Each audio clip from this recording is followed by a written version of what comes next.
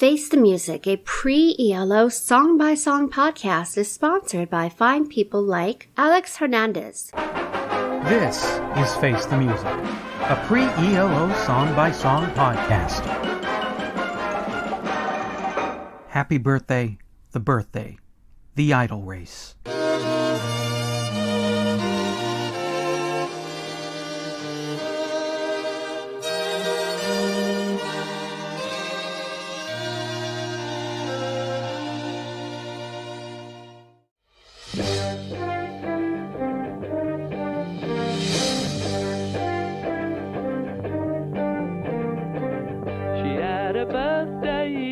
Yesterday she cried, took off her glasses, let her hair down, cried.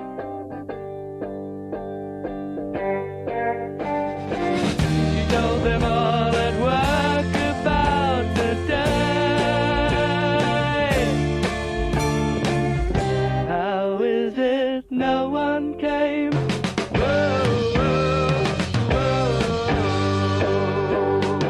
What's that song all about? Happy Birthday, The Birthday are the second and third tracks on the first Idol Race album, The Birthday Party, released in September 1968. In the number 6 1989 issue of the Face the Music fanzine, Gil wrote, Weirdness abounded. The birthday opened with an ELO-ish cello part, whilst Jeff's voice is at its most tremulous as he recounts the girl's woe at being ignored on her birthday. The song ends with an eerie wailing when the girl falls from the ladder as she takes down the trimmings from her non-existent party. Eurochilds wrote in the March 3rd, 2006 issue of Metro, I heard The Birthday on a compilation by Idol Race frontman Jeff Lynne years ago, and I've always admired him. He's one of the best in terms of melody writing, I think. The basis of the song is a story about a woman who throws a birthday party and no one turns up. It's quite Beatlesy, like most things Jeff Lynne did, but his narratives are completely original every time. The song was covered on April 1st, 1969 by The Move on BBC's Pop Session, and in 1997 by The Fall. Perfectly good birthday, shut to hell. I'm Eric Paul Johnson. And I'm Eric Wensensen. And finally, after that hell we went through with the live album and the Mediocre Move single, we get to the first album by the Idol Race. I'm just so glad to get to something really good. It's a fantastic song. First heard it when I was 17, spring 1986. Oh no, I was 16, but soon. I thought it was interesting that they start the song with that string quartet playing the Happy Birthday song. Usually Happy Birthday is a perky, happy song. And I think the sort of dour presentation of the birthday song mixes nicely with the birthday, because it is not a happy, perky, happy song, which I also think is great, because up until now, I don't think there have been any or many Idol Race songs that have been depressing. Mostly they've just been happy little fantasies and fairy tales and silly little stories. And I think if your band keeps doing stuff like that, if that's all you do, I think you're going to be dismissed as just some syrupy happy band like the Banana Splits or the Archies. And I think if you do a song with a depressing story, I think that adds weight to your musical catalog, where it's not just all, this is fun, this is silly. And then you bring in, oh, well, that was depressing. Musically, I think it's great. I think that cello certainly adds to the sadness of the song. And I love it when the band cuts out and it's just Jeff Lynne singing, How is it no one came? And then it kicks back in. I love the song. I'm so glad to be able to say that after so long. And Happy Birthday starts with the letter H. So you were talking about preparation today. Otherwise known as it was very soothing after the hemorrhoids we had to deal with on that live Move album. Yeah. Anyway, here's a little bit more information. Okay. I agree with you 100% on the song. I don't think you had any doubt I was going to like this, did you? No. I mean, sometimes you know exactly where my taste is going to go, and there's absolutely nothing to dislike about this. There's a cello and there's a French horn in there. Oh, yeah, that's right. Yeah. Yeah, that French horn is very prominent in there. Now, I know we always have people on the forums gushing, "Oh, you can hear a little bit of E.L.O. in this." Oh. Well, yeah, E.L.O. did use French horn and cello on their first album. That's right, yeah. But what gets me is that they only say this about the Jeff Lynne stuff, because this is going in and getting session musicians to play this. This isn't Roy Wood coming in going, "I play one string instrument. I can play all string instruments." How's a cello different from a guitar? It should be easy peasy. Yep. Hey, it's a bass instrument. Guess I can play a cello. Sure. But no, this is different. This is hiring session musicians to give the song texture and put it over a little bit. What I do see is, I know Jeff Lynne didn't do any production work, at least not credited on here, but I can see where he may have been learning. Yeah. I don't see the roots of E.L.O. so much as I see the roots of Jeff Lynne, producer. Yeah. Into the studio, getting professional studio time, and learning how to really mix a song like this. Because when it comes to the E.L.O. sound, it's Roy Wood who came up with this whole idea of mix the orchestra with the rock band, and Jeff Lynne went, sounds good. In a way, yeah. It is. Jeff Lynne continued with it and did a lot more with it than just sit there and. It was Roy's idea. Yeah, especially since the move had kind of hit a brick wall at that point and didn't really know where they were going to continue. So, any credit for E.L.O. I kind of lay with the move itself. Yeah, because that was basically the move. Continuing on. Idle Race, I hear Jeff Lynne and his early creativity here. The song is well written, kind of It's My Party. Yeah, I guess it is. It's my party and I'll cry if I want to. But it's a lot more somber. Yeah. Because she doesn't sound like she's actually wanting to be crying. Because It's My Party is, I'll cry if I want to, F that guy. Yeah. After I'm done crying, we're going to have a lot of fun. But it does sound like somebody who really needs help that he's singing about. Mm-hmm. And it's very minor key compared to all the other Idle Race songs I heard. And I was talking about how I really hope they figure out it's 1968. Well, they definitely did, because this is where you're taking it from just happy fairies and flowers and roundabouts and whatever else you're singing about. And you're going into, oh, well, now it's time to take all that stuff we learned last year and apply it to a real piece of art and see what we can do other than just play with the tapes. Well, this was my 44th birthday. This song right here. Boy. Yeah. This is my sad story. I let a small group of my close friends know, hey, birthday party at my place. I got my apartment all cleaned up. I got ready. I decorated for it. 7 o'clock. 8 o'clock. One friend completely forgot. Oh, that party was tonight. Two of my friends were a couple, and one of them has brain issues. There's some sort of confounding to doctors medical issue going on with her brain, and when it acts up bad. It's like a migraine doubled with crushing your head in a vice. So she couldn't go, and my other friend is also her girlfriend, and she takes care of her. Another friend had a husband who was an a-hole and decided to start a fight with her. So once your partner starts a fight, yeah, you could walk away, but that's only going to make things worse. And they just did, so she didn't come. The other two friends, they got into a discussion at home, and they got so deep into their discussion that, oh, it's Eric. So they called and they said, okay, we'll be over. And an hour passed. At some point, it was about 9:30, and nobody was coming.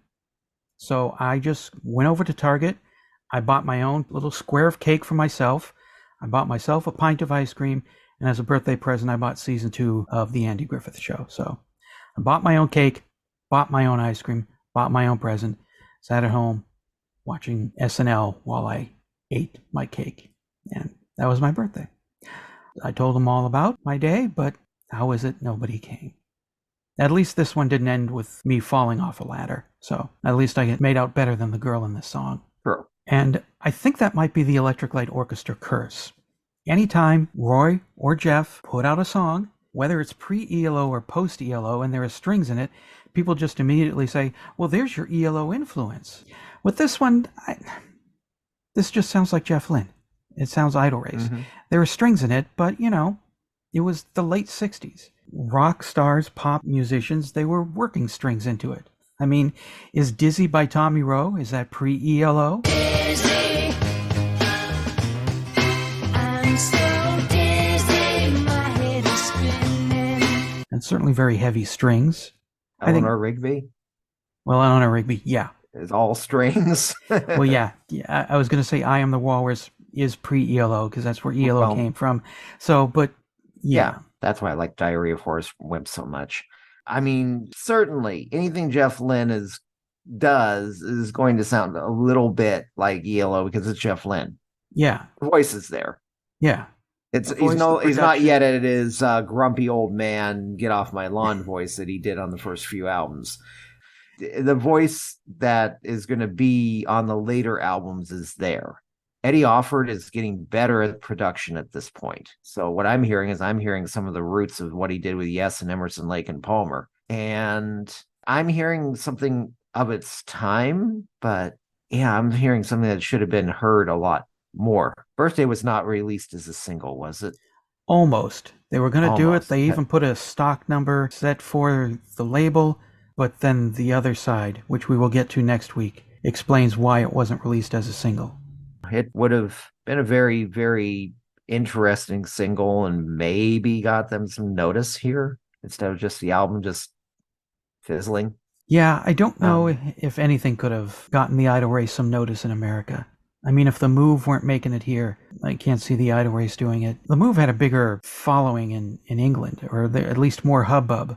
At least made headlines where that kind of stuff might cross over to America and, oh, that's that band that is sued by the prime minister for that picture. Whereas the Idol Race, who? I've never heard of these people before. Well, you never know because No, you never do. there have been lots of bands that in England that nobody could care less about, and they had a career over here, or vice versa. I mean, Sparks, for instance. I mean, Sparks is a cult band at best in the U.S., but they're one of the biggest hit makers ever in England, France, and Germany. So yeah, they are. And of course, David Hasselhoff, huge in Germany. His records are huge anywhere these days. At this point, yeah, probably, yeah. Got something to say about happy birthday / the birthday? Then call the telephone line voicemail 623-850-3375. Call now. Put another candle on my birthday cake. I'm another year old today. Christmas Carol Catastrophes, a podcast covering the oddest Christmas songs ever unleashed on an unsuspecting public. Well, hey, this is Dr. Troy with my thoughts on Happy Birthday, The Birthday by the Idol Race.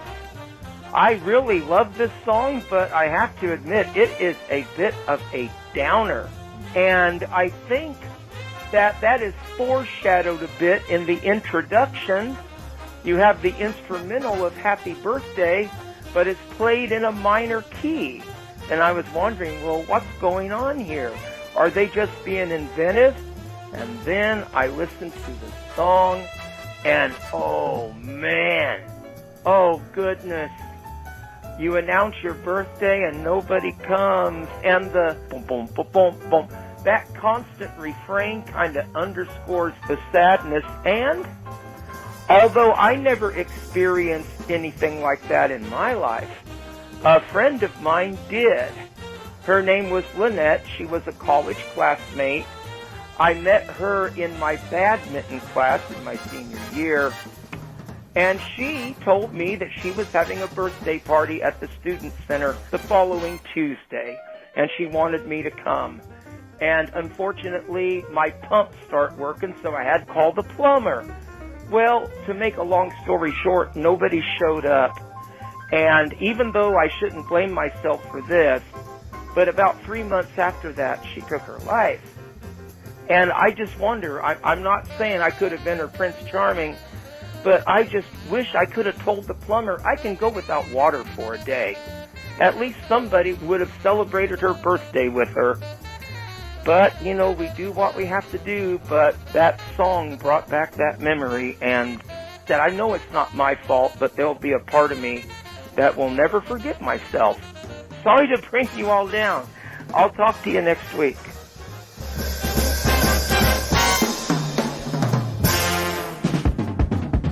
Face the Music, a pre-E.L.O. song-by-song podcast, is a production of Radio Trolla Entertainment Assorted Deli Meats Amalgamated. You can contact us by voicemail at 623-850-3375 or email us at eloftmpodcast@gmail.com, and we'll read and reply to it on the show. Keep up to date by joining our Facebook group and spread the word by sharing the link or giving us a quick rating on iTunes. Subscribe to our YouTube page, the Electric Light Orchestra podcast channel, to hear other goodies. You can financially support the podcast at patreon.com/ELOpod or PayPal using the podcast's email address, or send a check or money order to P.O. Box 1932, Superior, Arizona 85173. Next week, I like my toys.